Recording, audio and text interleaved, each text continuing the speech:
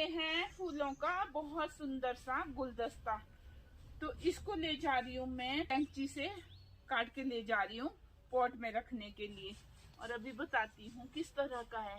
इतना इसको काटते ना उतना ये बहुत ज्यादा फैलता रहे। एक ही डंडी है इसमें नीचे से।